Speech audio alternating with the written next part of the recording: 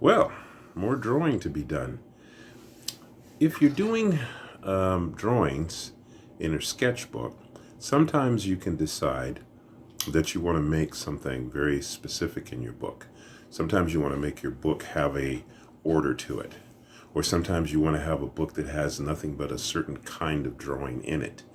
And as a sketch artist and as a professional, I have found over the years that sometimes it's kind of fun to have a book be that's just on one particular subject or one particular type of drawing that you like to do.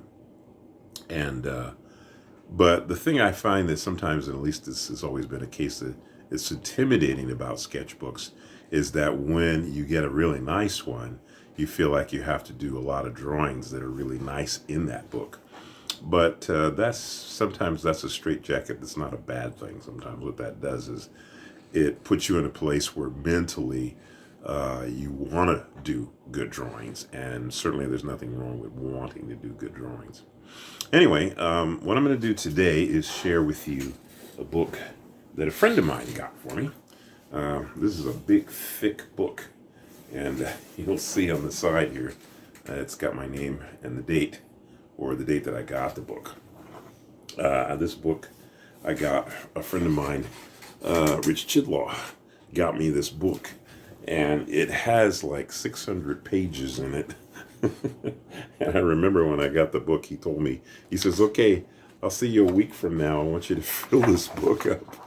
And I thought, oh man, this is going to be really hard to do.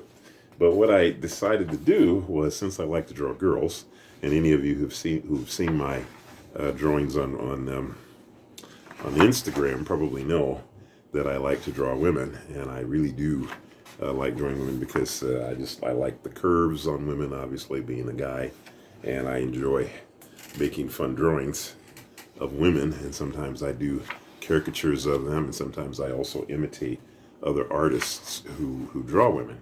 And as it turns out, I've done I haven't filled the book up yet, but I actually have got quite a few drawings in this book. I would say it's maybe about a third finished. So that means out of 600 pages, that means that I've done almost 200. So that's actually not so bad. Anyway, so I'm going to do a drawing in this book, and I want you to, I'll talk a little bit about the drawing as I'm doing it, and hopefully that'll be helpful to you. So let's give her a go. So let's see. So we're going to turn ahead. So anyway, I'll show you some of the pictures here. I call this my babe book. Every single drawing, every single page has got a girl on it. And so easily I'm obviously motivated to draw. This is the first time I've done a book like this, and I'm really enjoying doing it. Sometimes I do homages, like this one here is an homage to my friend Dean Yeagle, who also draws girls, and he has a booth that he has set up every year at the San Diego Comic-Con. And if you ever want to see his work, go to cagedbeagle.com, and you'll see Dean Yeagle's work. He's a very, very talented fellow.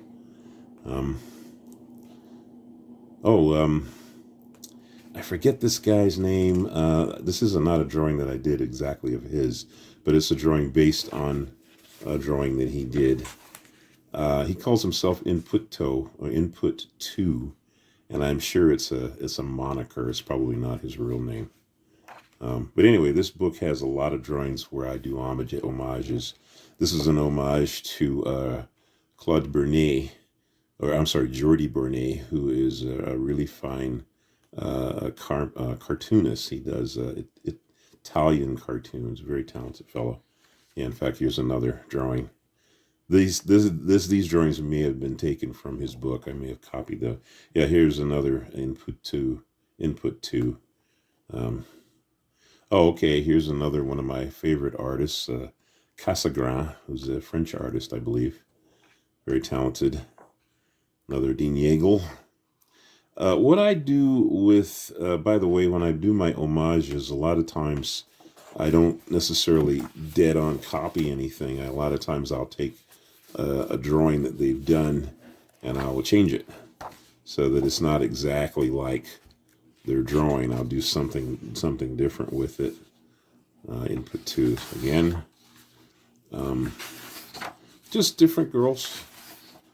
One of the things that I would suggest that you do as an artist is find something that you like. One of the easiest ways, I think, to become strong in anything you do is to sort of navigate your way to the things that you enjoy doing and drawing. Jordi Bernays, another. This is a good example of one where I didn't exactly draw what he had. I changed it. Generally, I like to change things a little bit. I don't like to do it exactly the way the artist does it. Oh, here's a guy I really like, Arthur Dupin, very talented cartoonist, another French artist. Oh gosh, Robert Valley. Some of you have probably seen some of his work.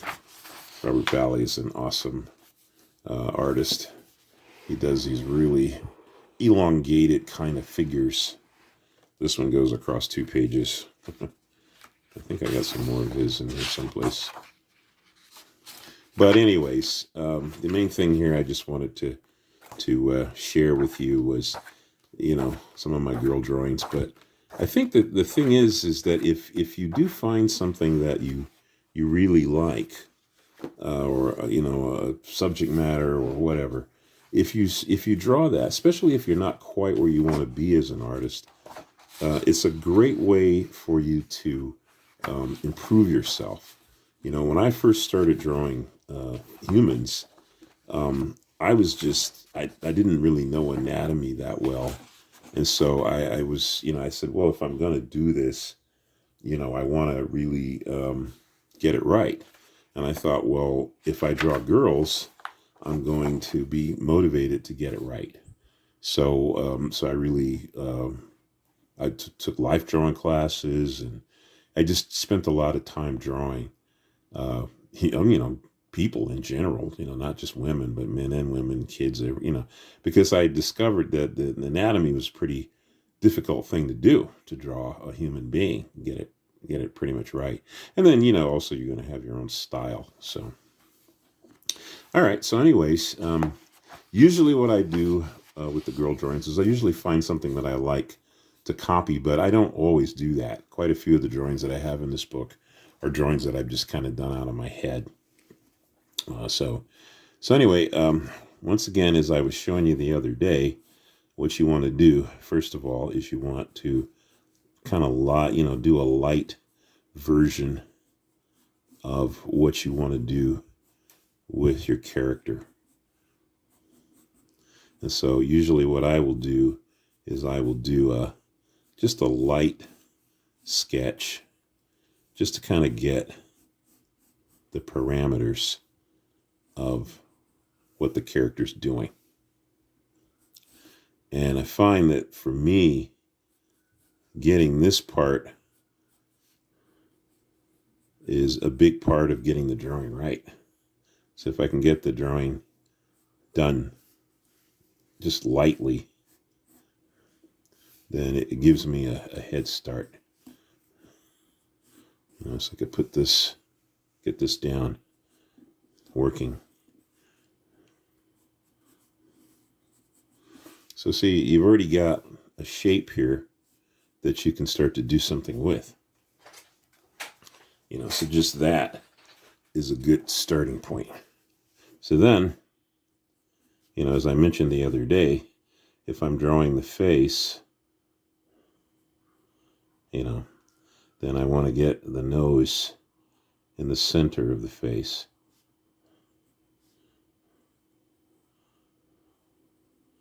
When I'm drawing eyes, I tend to draw the pupil in the eye, and then I will, a lot of times, will go ahead and put a highlight in here.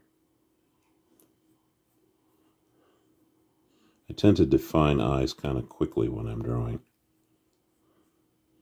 though sometimes I will add to them later.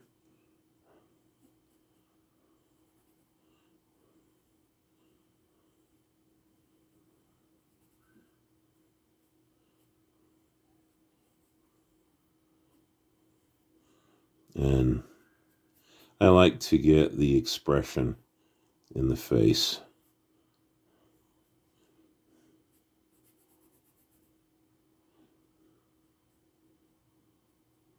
So she's kind of pouting here. So I stick her lip out just a little bit, like a little pout, and get her cheeks to come out like that to accentuate that cute little pout.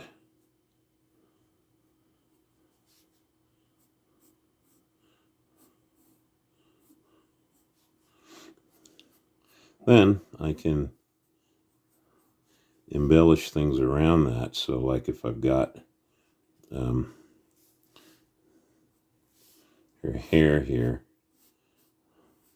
I like the hair is, you want to kind of get a quick line on the hair, a wispy kind of an effect. So you want to kind of draw that with quick little lines,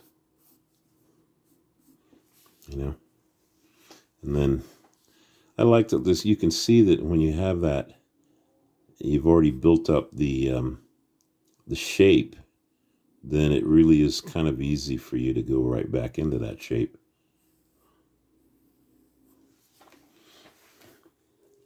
This is where our kneaded eraser is really handy. Come in here and take out some of those sketchy lines that we put in earlier.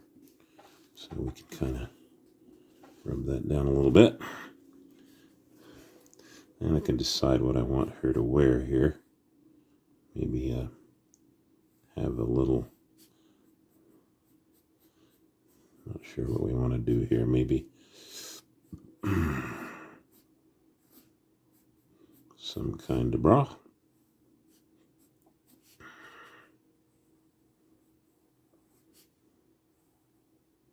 And we could put some polka dots on it. That's kind of fun because it's sort of, that can then define the shape of the thing a little bit. Give it a texture because it's got a pattern on it.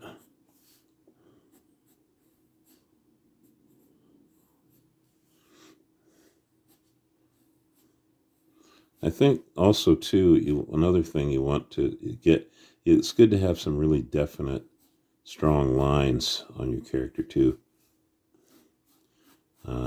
Darks and lights, where the line fades. Some parts of the line are dark, some parts of the line are light. I'm just going to put a little flower here if you're wondering what this shape is. Put a little flower in her hair here.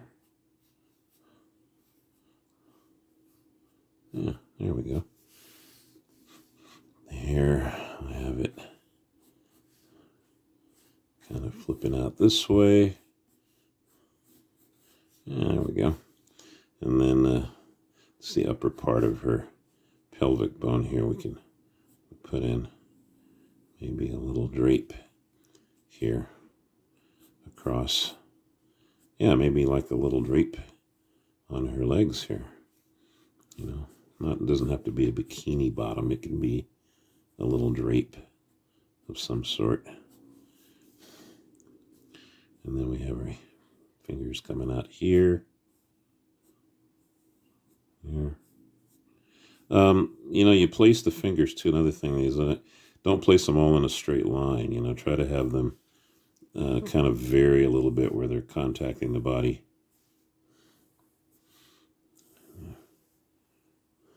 You see how I'm modifying the line. I'm not making the line all one intensity. Some toes. Yeah, there we go. Yeah. We use our kneaded eraser here. Oh, you have to stretch it. I'm stretching it.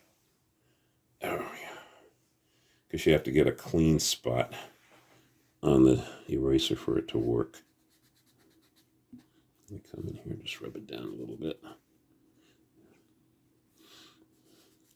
I'm actually kind of like keeping a little bit of the sketchy quality of the drawing. So there you go. Got a new drawing in my book. Hoo-ha. Let's see, maybe, I don't know, what else can I do? Oh, I could do, I was just thinking, maybe do like she's on the beach or something, and let's see, she's got a beach ball, but it's got dots on it too, maybe, or big, I don't know, something. Create some interest. Maybe they're balloons or something, I don't know.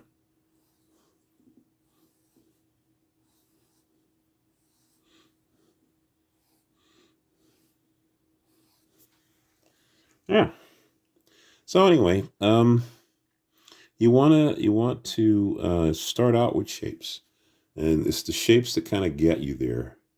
And then once you've got your shapes down, then it makes it a lot easier for you to draw into those shapes and then get everything working the way you want it.